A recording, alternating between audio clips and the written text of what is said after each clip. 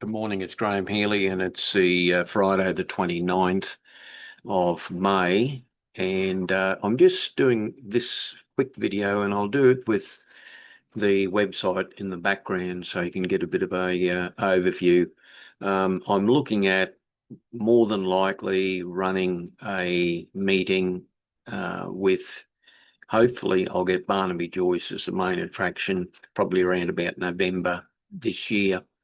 Now, when you go onto my website, the political and prophetic website, Rise Up Australia Brisbane 2025, you'll see the pop-up page comes on straight away. There's a video regarding what the site's all about. And those who don't already know, I was the lead Senate candidate for Rise Up Australia Brisbane in the 2019 election.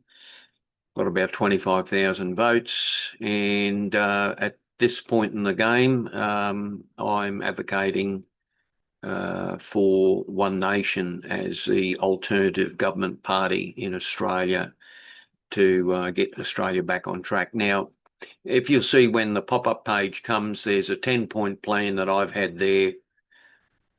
I think I had this 10-point plan for a long time, actually, so it's not just recent.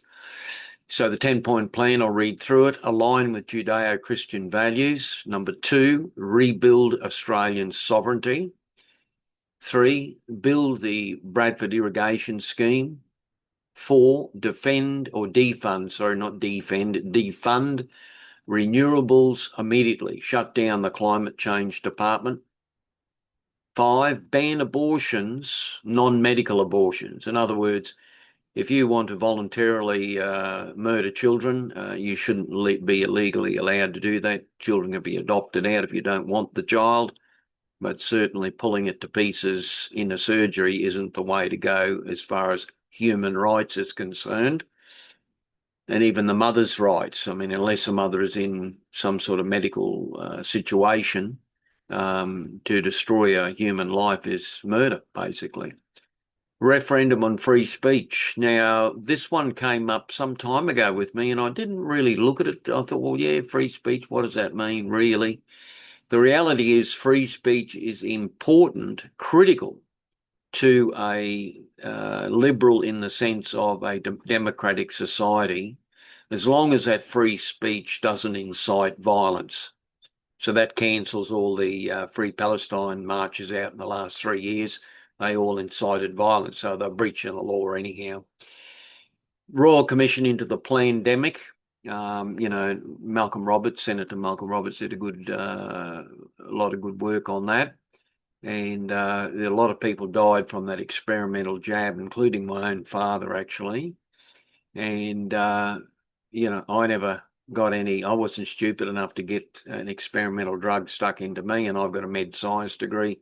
Plus, I knew what the real scientists were all saying in the background, and we knew that Pfizer was basically a criminal corporation that's been fined that many times for misappropriating documents, misappropriating so-called reports. The last time something like this happened, the drug was thalidomide. Thalidomide was perfectly safe and effective according to the authorities, and we had a generation of deformed children stillborn, you name it. And the guy who discovered the link was actually removed from the board of the Cochrane Report, which is the group that reports all the medical data.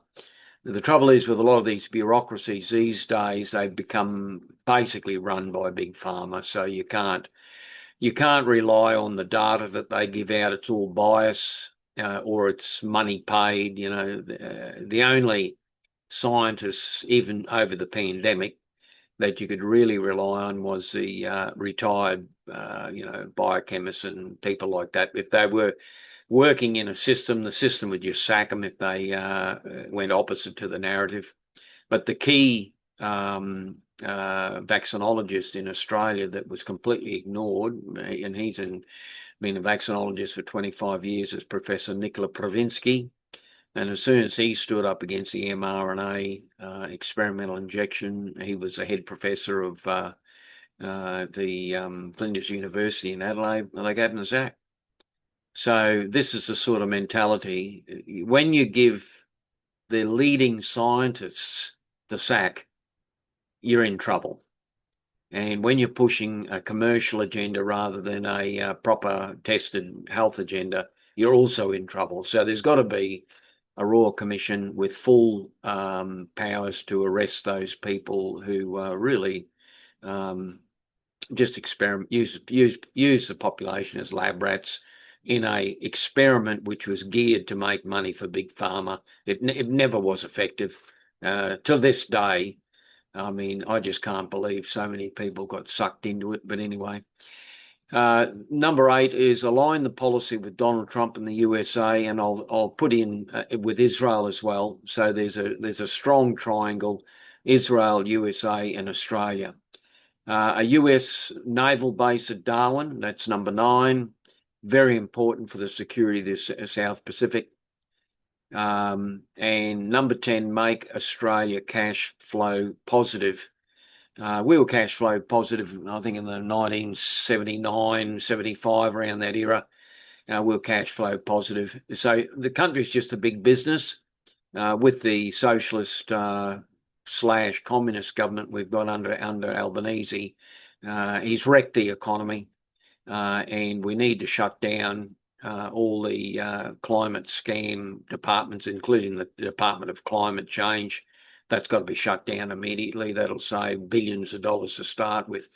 So that's the overview when you go on the website. And I just want to cover a couple other things. The big elephant in the room, of course, is Islam. And I'll draw you to this page, which is connected to the Rise Up Australia 2019 page. You know, I've got a whole, during the COVID pandemic, I sort of did a library on people who got damaged and everything else. And so there's lead pages on the Rise Up Australia 2019 gallery page on the current website I've got here, which is Rise Up Australia 2025. I suppose I've got to change it to 2026 as well, I suppose. But Dr. Bill Warner is he's passed away now, but he was wrote several shortened books on the Quran and what have you. You want to know about what Islam's all about? You can download and purchase his brief, accurate versions of what the Quran's all about. And this is the page to go to. So just go along, you know, from home through to Rise Up Australia 2019. You'll find a lot of interesting stuff there, and I'll just quickly go through that just so you can see it. That's the original website where, you know, I've got the whole pandemic scenario. That's Dr. Simon Gold, who's also a lawyer. She stood up against, and the doctors behind her, stood up against the COVID pandemic in the US because they knew it was just complete BS. You know, sponsored by Fauci, who's really just an evil character that should be in jail. And this is a page dedicated to all those people who had injuries, so you can click straight onto that. This young girl, 19, died of massive thrombosis throughout her body due to the jab.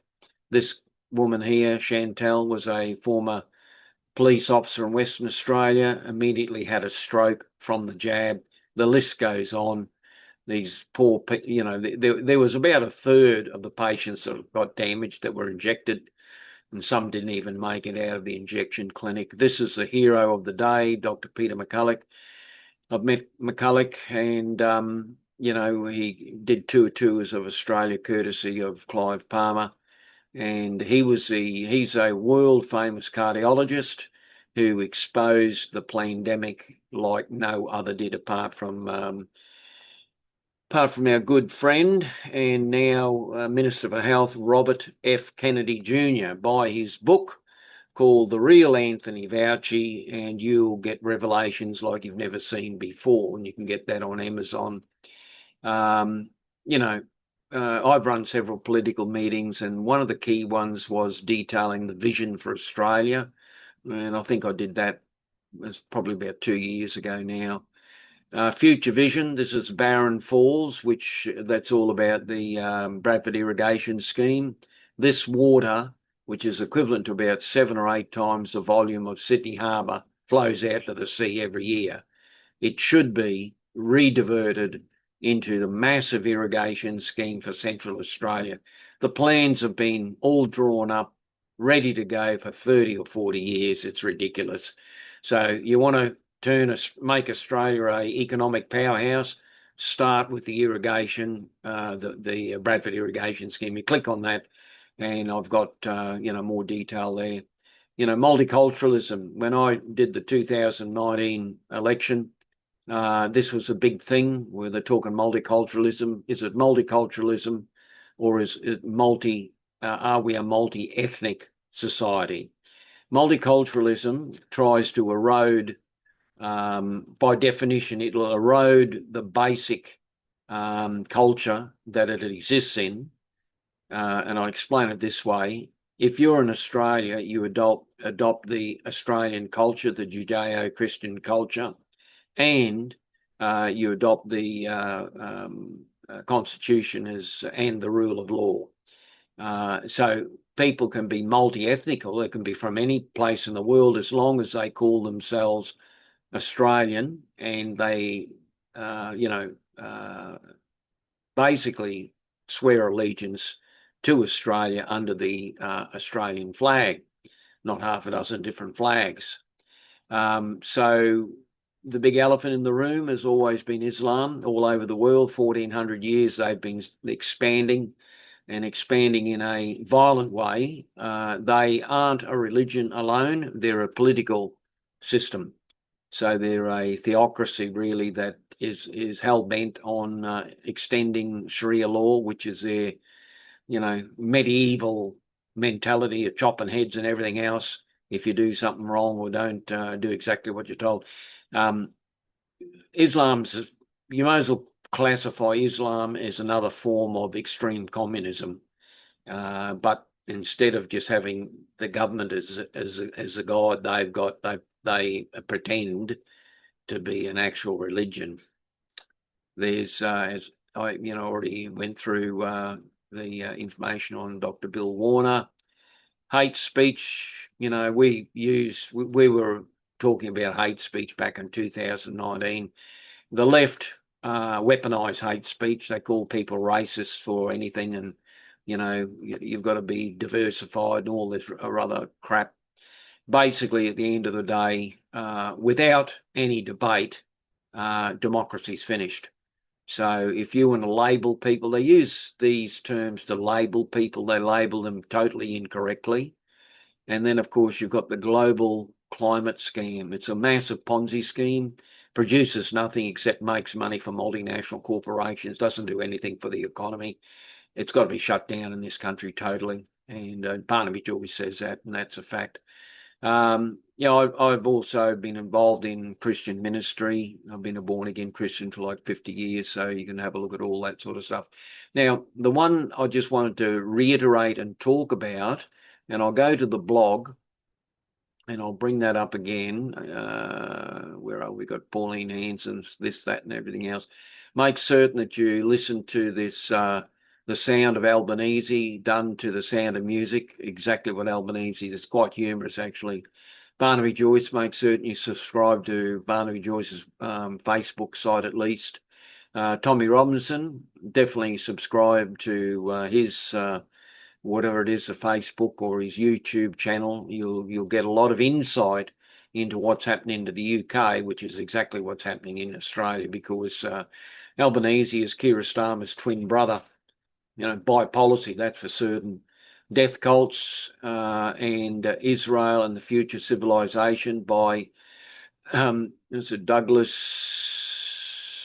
Murray. Douglas Murray's one of the most famous British reporters that's been through all the Middle East. He understands what's going on in the Middle East, no worries. There's a report on what actually happened on October 7 in Israel.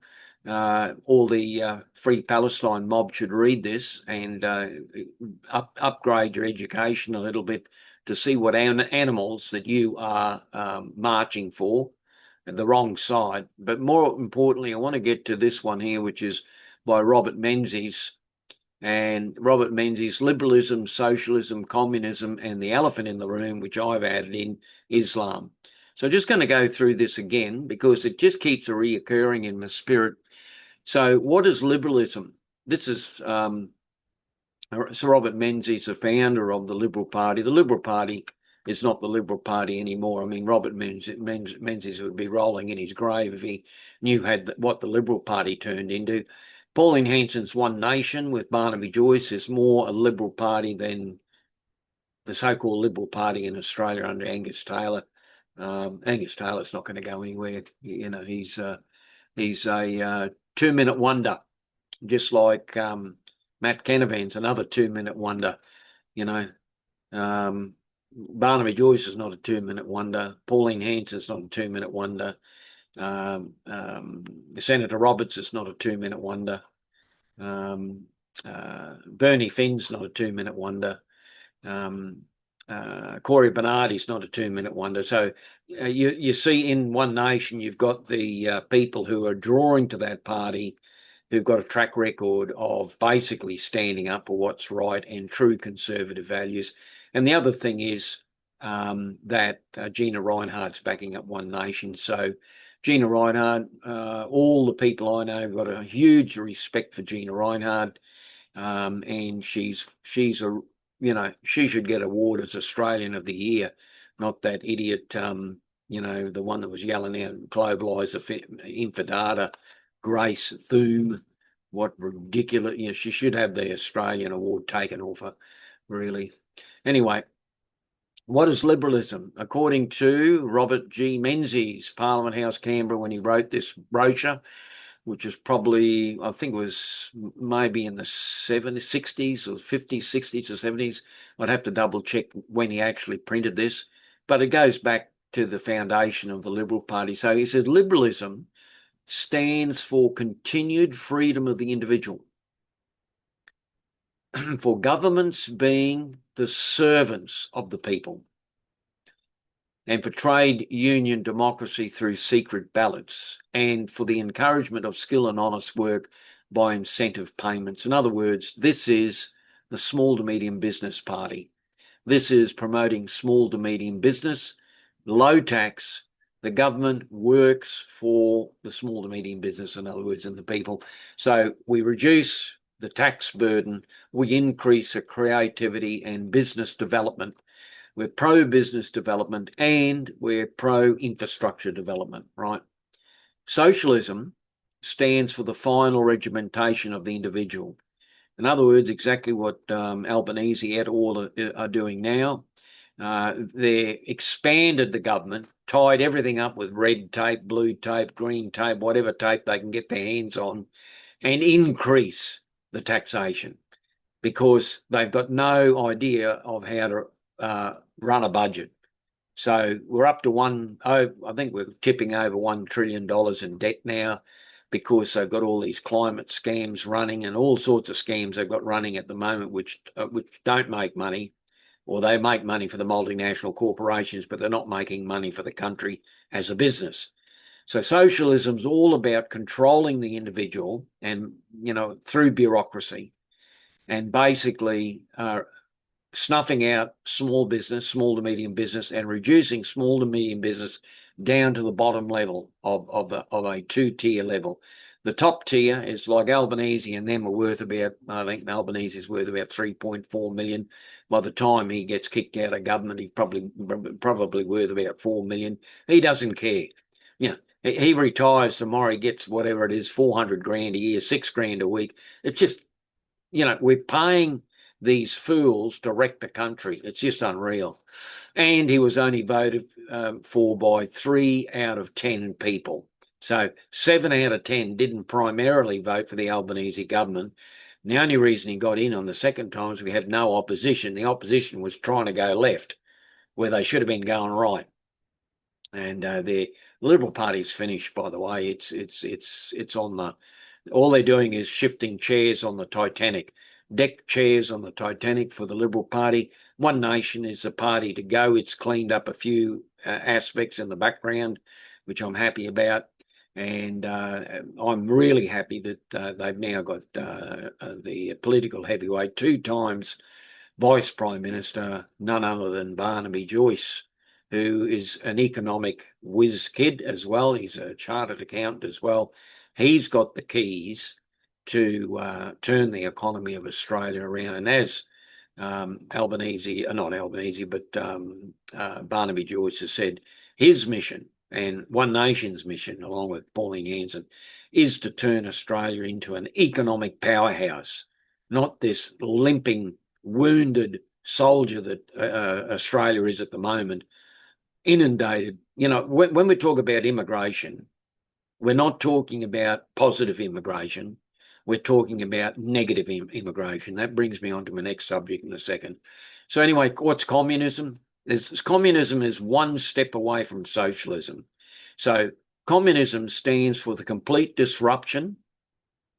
Think about it, complete disruption. What's been happening over the last couple of years with the pro-Palestine mob? Complete disruption, right? Then you get the terrorism attack, which was almost, you could see the writing on the wall with all the I call them pro-Hamas marches, you know, paid idiots, plus all the terrorists were seeded through those marches. You see the next result, complete disruption and ultimate revolution. You can see that. Ultimate revolution, just on the, well, as far as I can see, we're there. And like socialism, it seeks the destruction of personal freedom. This is communism. And the creating of an all-powerful state or all-powerful government. A step towards socialism is a step towards communism. And as a matter of fact, I would hazard to say that Australia is in the grips of a communist state right now in the guise of the Albanese government and, of course, the Greens. You know, what a party, the Greens. What do they stand for? You know, stand for Islam and all the rest of it. Now, the fourth one, I've put this one in, you know, Robert Menzies didn't, but Graham Healy did, Islam. Now, Islam's a real danger. It's not just, they call it it's not just a religion, it's a political machine. And it's an expansive political machine. It's a theocracy that it's basically, by definition, it's a death cult. And by definition, a death cult is something that if you don't join it, they'll kill you. That's Islam. Right? Have a look at it all through the Middle East. If you leave Islam, you'll get killed. They'll chop hands, heads, you name it.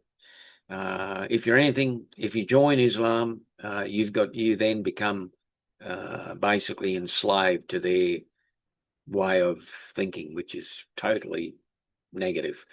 So Islam is totally against the Judeo-Christian way of life, totally against it, opposite of it.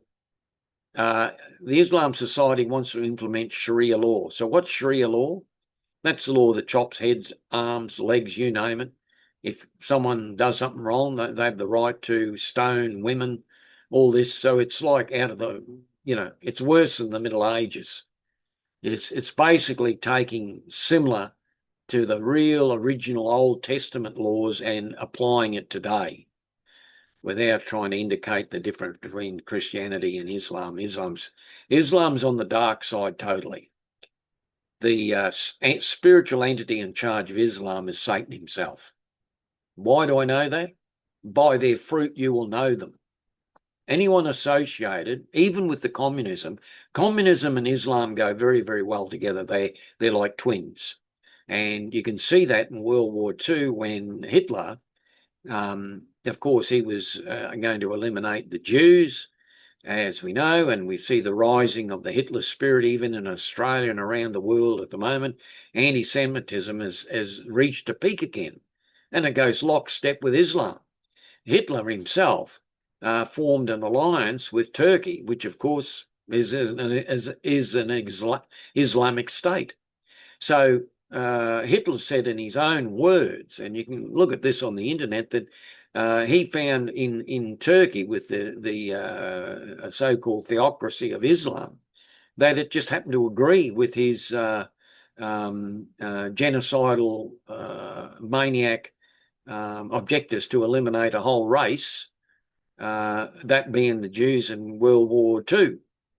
And so, you know, you've got this similar evil spirits joining forces, you'd be communism, true fascism, which is, basically a dictator. So, they use all these different words, but fascism is ultimate dictators. And when you look at communism, it's an ultimate dictatorship. When you look at Islam, it's an ultimate dictatorship. When you look at liberalism, it's supposed to be a democracy. The trouble is that democracies these days just get hammered because, they're giving everyone the freedom of speech. Well, anyway, I'll go into that in a second. So Islam's the elephant in the room in Europe, Australia,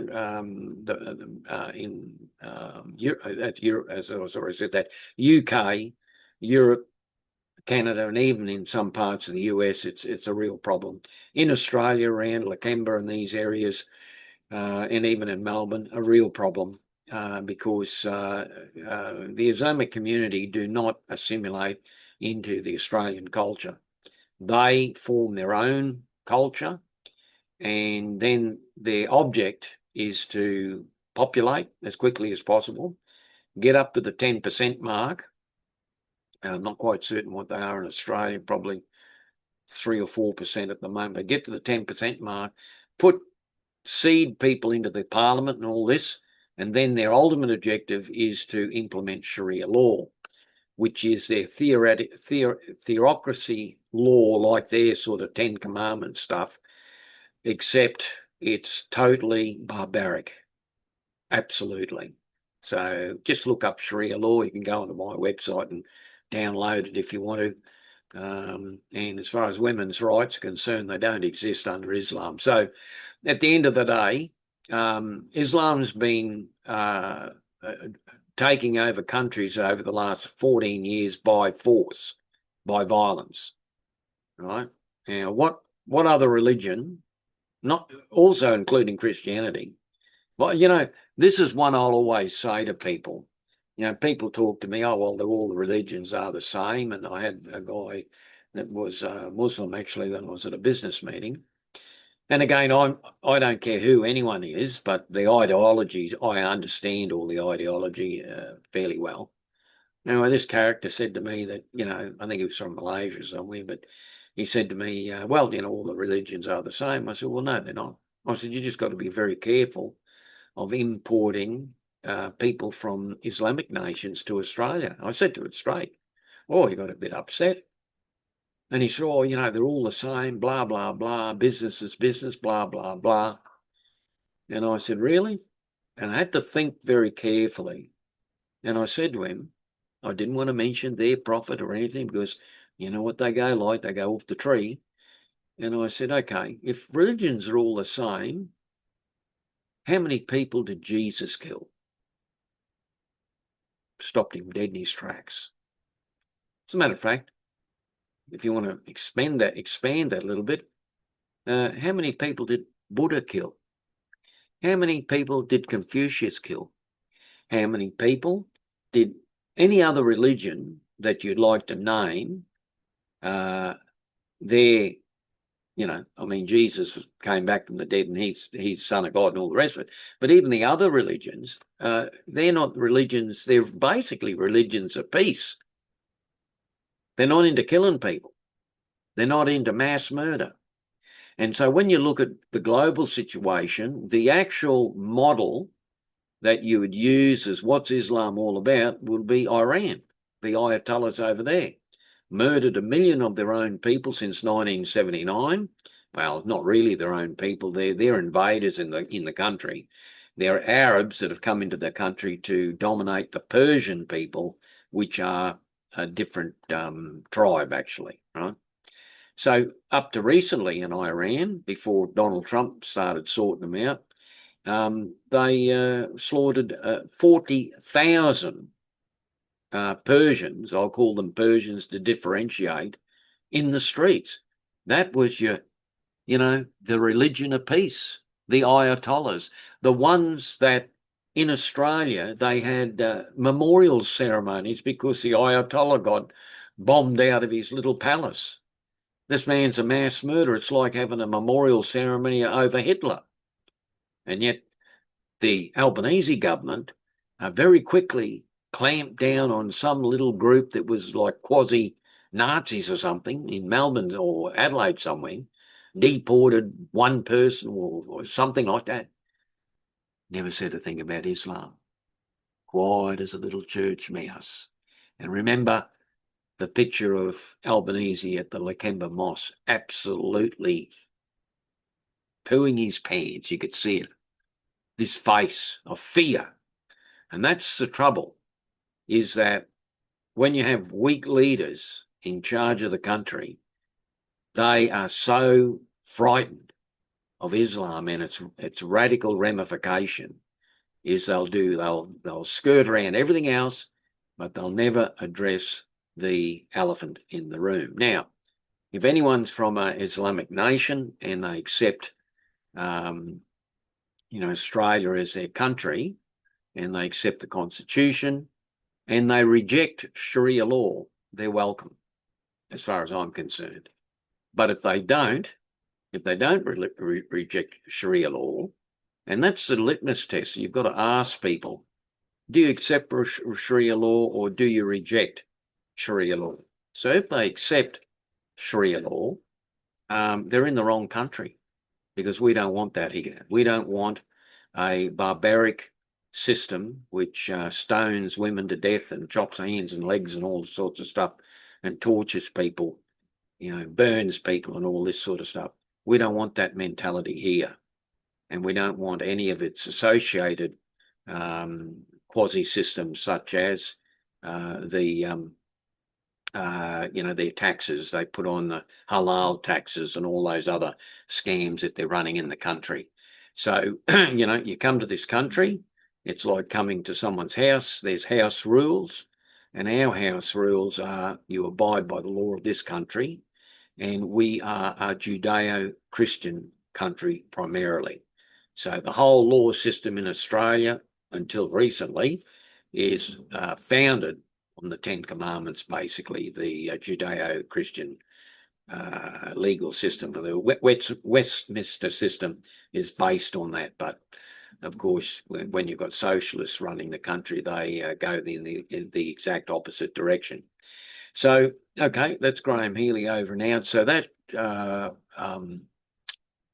the definitions of liberalism, socialism, communism, and Islam, you can go onto the chat AI on my website, Rise Up Australia, Brisbane 2025, and you can download all that. And I just keep getting this as a reoccurring theme.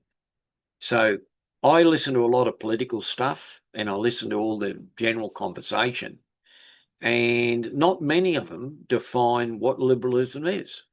Not many of them define what socialism is.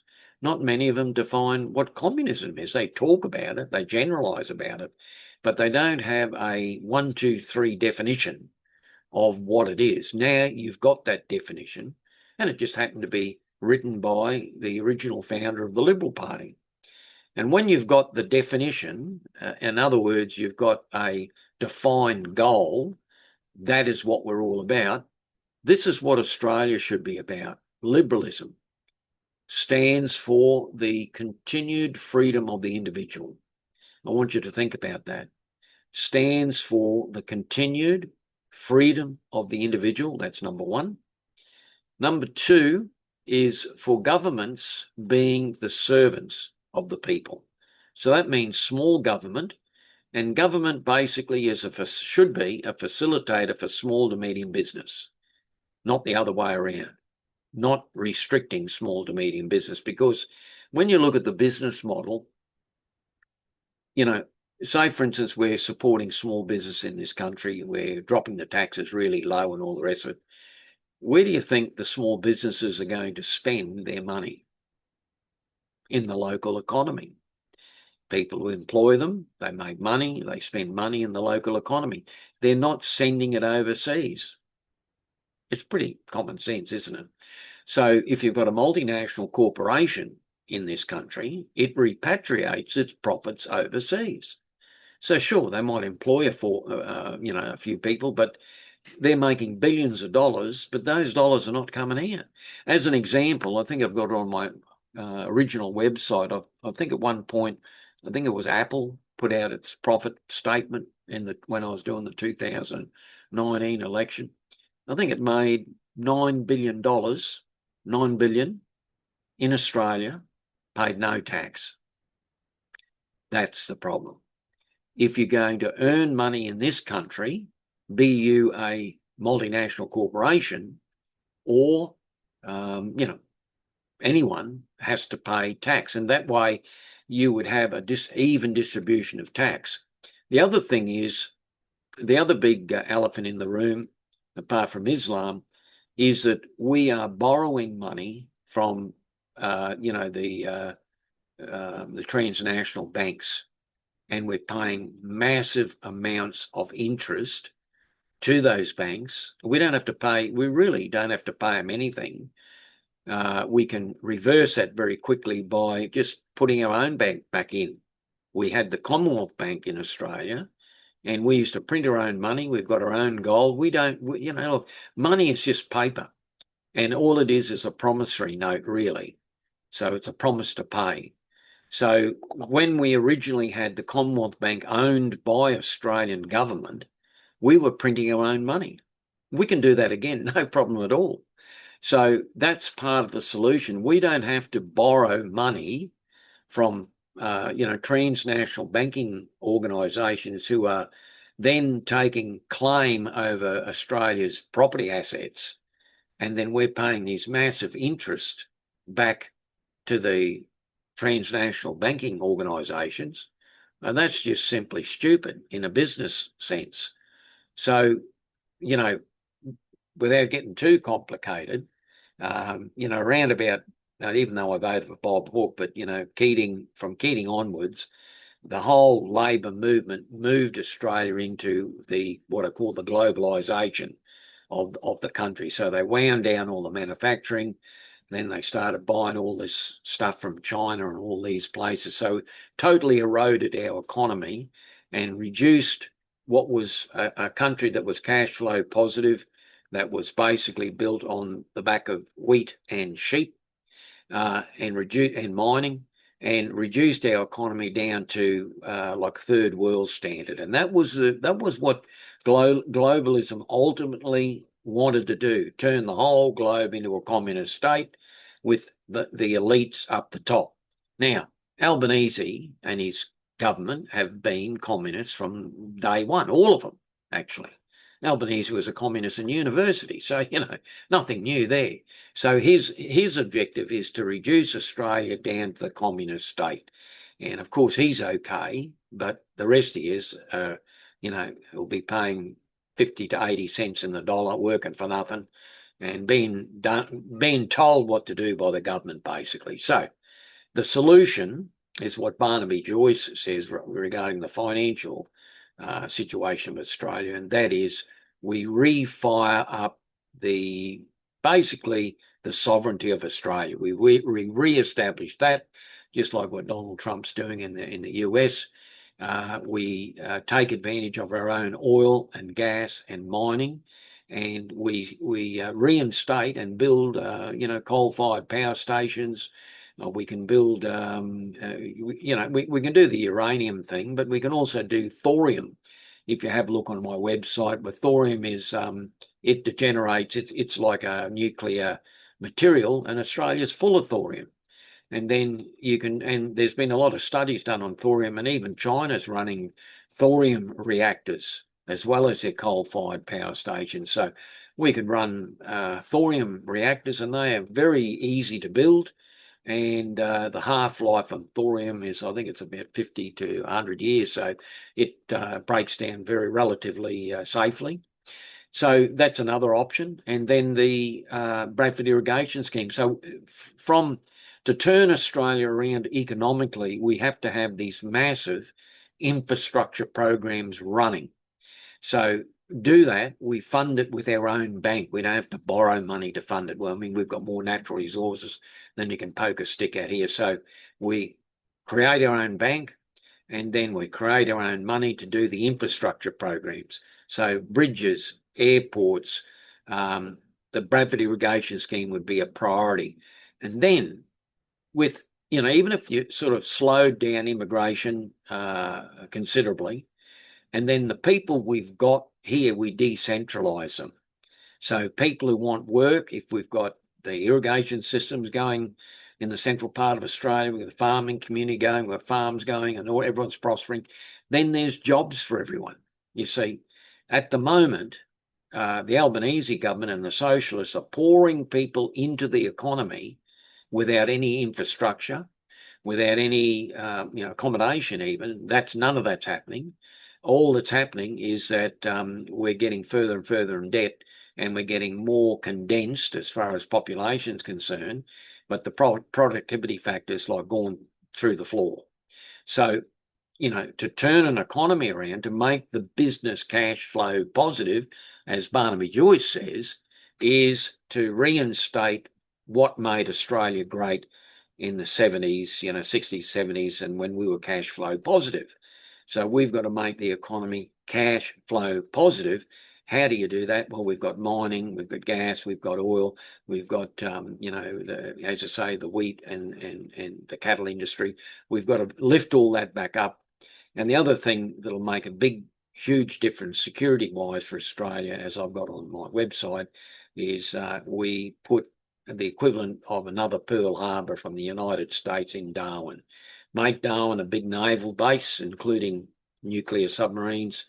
And not only will you have a big influx from American soldiers into the northern part of Australia, they'll be holidaying everywhere when they get leave, but we'll have the world's strongest and biggest navy sitting right at the strategic point at Darwin, which is the ideal position to put our allies in, and that would consolidate the relationship with the USA like you wouldn't believe. So if I was Prime Minister, I would immediately ring Donald Trump and say, look, we'll get Darwin ready for you, and you send your battleships in there, and you can use that as your main port of call to defend the whole South Pacific nations and make it like Pearl Harbor. So that's how I see it. That's how I read it. So Barnaby Joyce has definitely got the keys for the economic turnaround of Australia. And I said this last broadcast, but I'm putting it on this one. I don't see Pauline. Pauline's done a great job, but I don't see her as Prime Minister. I actually see, would you believe, Josh Frydenberg as Prime Minister. And I think Josh Frydenberg may very well join One Nation. I'm just putting it out there. I think the Liberal Party's finished. So I thought, because Pauline Hanson's got a blessing from the Lord because she stood up for Israel. Genesis 12:3, which means if you bless Israel, you'll be blessed. You curse Israel, you'll be cursed. That's just one main scripture, but there's several others regarding blessing Israel. And Israel's a litmus test. If someone hates Israel, then they're on the dark side in the story. If someone loves Israel, they're on God's side. They're on the Lord's side. It's simple as that. That's the sifting. The sifting or the litmus test is, how do you feel about Israel, including politicians? I've had to sort through a few politicians that suddenly come out of the woodwork hating Israel. Send them over to the Middle East then, see how they go. So regarding Pauline Hanson, now this is maybe prophetic. It may be correct. I just have a feeling that when we call a double dissolution and a referendum on free speech, which I feel will happen this year around about November. I'm getting the impression that November is the time. That Pauline Hanson, I thought maybe immigration minister, that'd be good. But then it kept coming to me. She became the Governor General of Australia. That'd be great. That would be the ultimate honour for Pauline after all of the hassle that she's been put through by being put in jail, basically illegally, politically. That's Australia's first political prisoner was Pauline Hanson. And, I don't mind Tony Abbott, but in that area, what he did there was just terrible. He should go into jail for 3 to 6 months just as a trade-off. But what do you think that if Pauline Hanson became Australia's Governor-General, that would be a great honour for her, to finish her political career as a Governor-General. I just keep getting that. So we'll see what happens. But she's definitely going to be honoured, because I sort of questioned myself, and I asked me in a spirit, where is Pauline Hanson fitting in the big equation? And I was sort of asking the Lord about it, and the original answer I got was, because of what she's done for Israel, the Lord said to me that he's got a special blessing for her.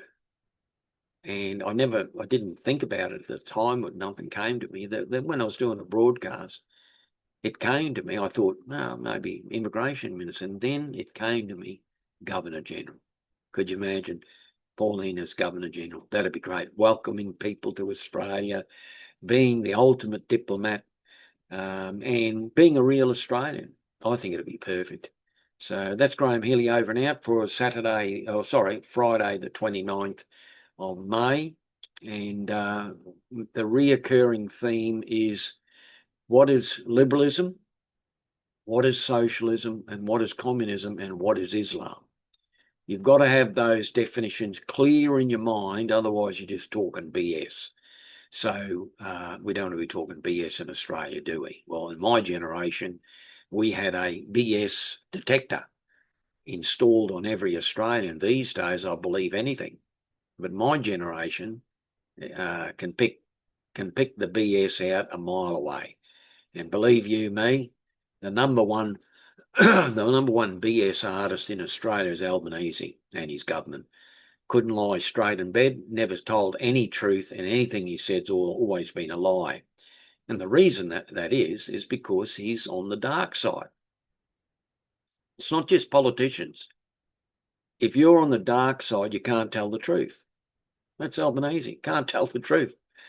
So, I think people have woken up to that now, and that's why One Nation is receiving the popular vote, really, the grassroots Australian, the people that want a party that's actually going to represent their true values and represent everyone, whatever nationality you come from in Australia. You're welcome to Australia as long as you honour the flag, and as long as you observe the Constitution and the rule of law, if the actual law is ruled properly. But every international person that I've run into, be it in an Uber cab or wherever, they all say the same thing. And I've spoken to people from Iran, from Pakistan, you name it, from Africa. And I've had the same conversation in the cab, and every single one of them has said the same thing, that they wanted to come to Australia because their countries that they came from, be it Africa, the Middle East, or Pakistan, or wherever, or India, if they're either in poverty or there's terrorism going on there, and they wanted a future for their children. And that's understandable.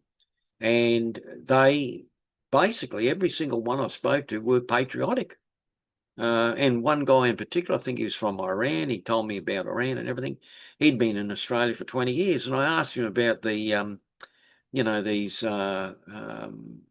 Free Palestine marches. And he just said he thought they were he said, and I asked him about, I've seen characters burning the flag. And he just said to me straight, he said, where I come from, if you ever burnt a flag, you'd be finished. And he said, if anyone burns an Australian flag, they should be deported immediately. And he was from the Middle East. So there's your answer. One Nation has actually got the popular support, and it isn't a racist party.